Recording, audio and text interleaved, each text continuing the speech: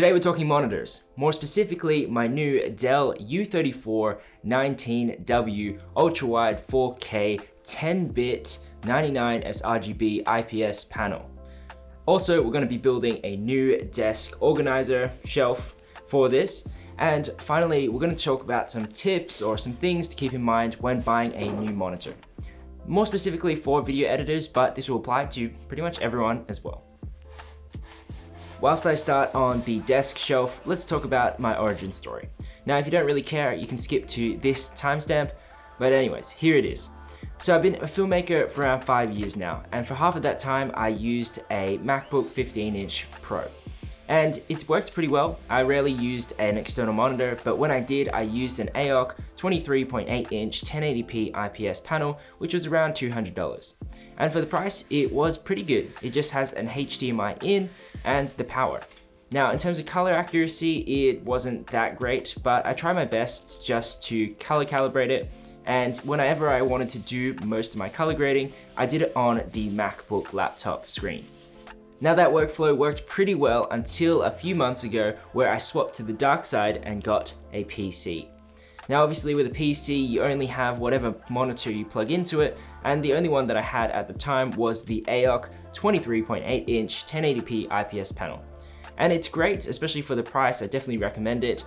But in terms of colors, you're not going to get the best, and in terms of resolution, it's only 1080p, whereas now I shoot all my footage in 4K.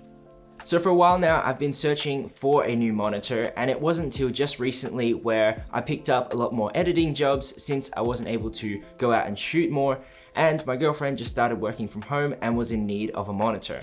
So that brings us to about a few weeks ago where I started taking a more serious look at monitors. Now initially I wanted to get a 32-inch monitor since I use After Effects and Premiere Pro. Having a little bit more vertical screen real estate would help, especially to see all my layers. Now I came across a few different ones which I'll leave in the link in the description, but the most serious one I was taking a look at was an LG something around 950 in the model number. And the only thing that stopped me from getting that was that everyone was out of stock. Definitely in the season that we're in, everyone is working from home and wanted to get a new monitor. I was actually surprised. I was taking a look at monitors around $3,000 as well, and they were also out of stock.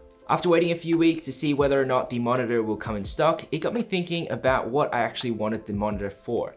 Now I spend about 70% of my time editing, but on that 30% I create a lot of video briefs before we do our shoots, a bit more pre-production, emails, I do client adjustments, and so it will be nice to have a little bit more horizontal screen real estate as well. So as I was combing through a whole bunch of different monitor options, I came across the Dell U3419W monitor.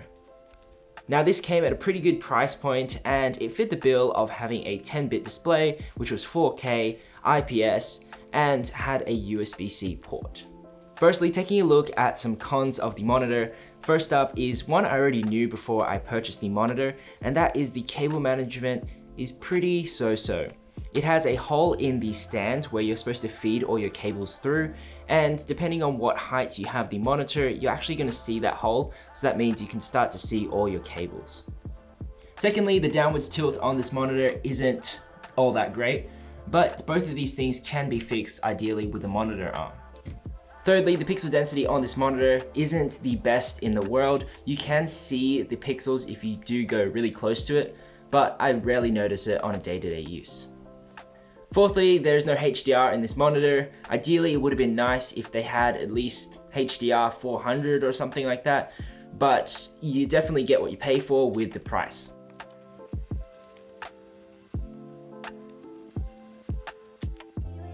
Now moving on to the pros of the monitor. And the first thing that I picked up moving from a 16:9 monitor to an ultra-wide is that you have a lot more screen real estate to transfer files. Now, as a filmmaker, I transfer files pretty much every day, from footage to starting to edit. And the annoyance of having a PC is what I found, you can't open tabs such as I did in my MacBook.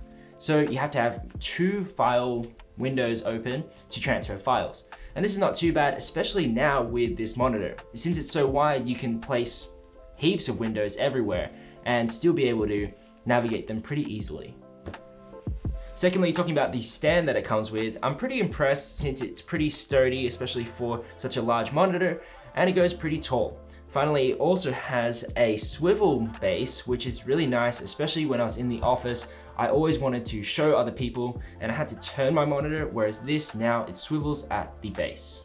Thirdly, the monitor sports pretty decent speakers. If you wanted to watch like YouTube videos, it's good enough.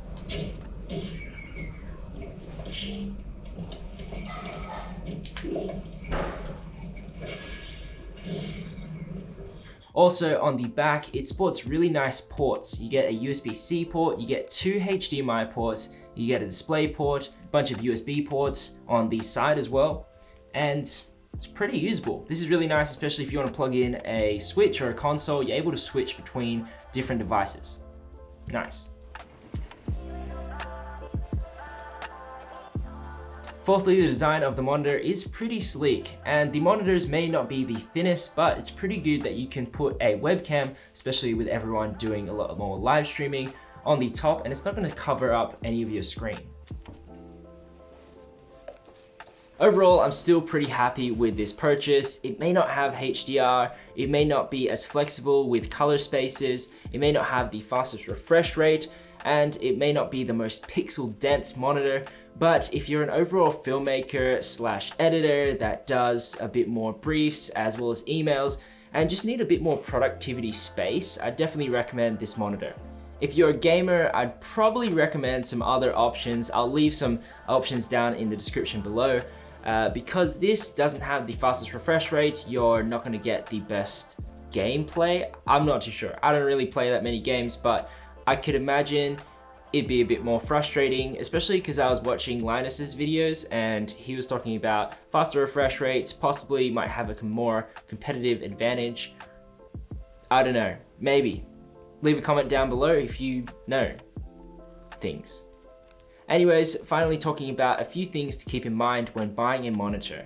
First of all, when I swapped over to an ultra wide, one thing I noticed is that you have to be a little bit further away compared to the smaller screen, just so that way you have a little bit more in your field of view. So if you're wanting to get a 49-inch monitor, I would say your depth of desk might have to be a little bit larger. So keep that in mind. Also, make sure you have enough space on your desk. There's actually a 38-inch version of this, and I just opted for the 34-inch just because it fit my space pretty well, and so far, so good.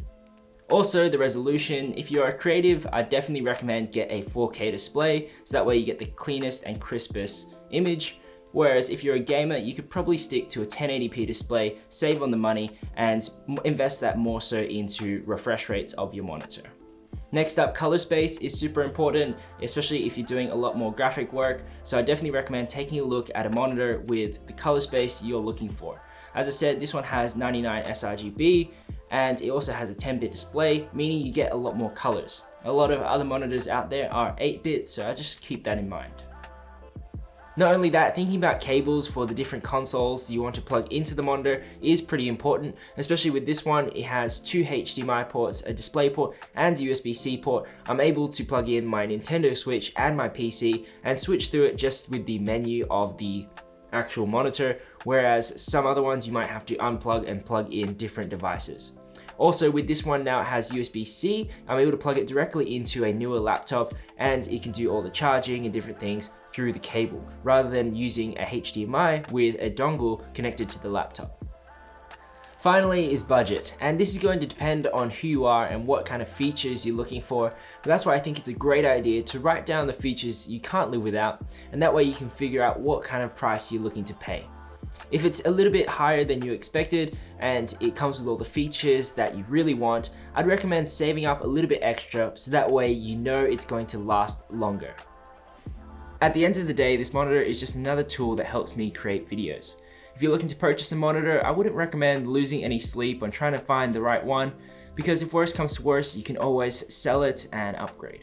In the description, you'll find some links that really helped me out, such as Tyler Stallman's video, Potato Jet's video, and also a B&H article where they go a little bit more in depth on gammas and color spaces, a bit more technical side of things. As always, if you have any questions, leave them down in the comments below, and get excited for next video where we're checking out the Dream FX filter from Prism Lens Effects.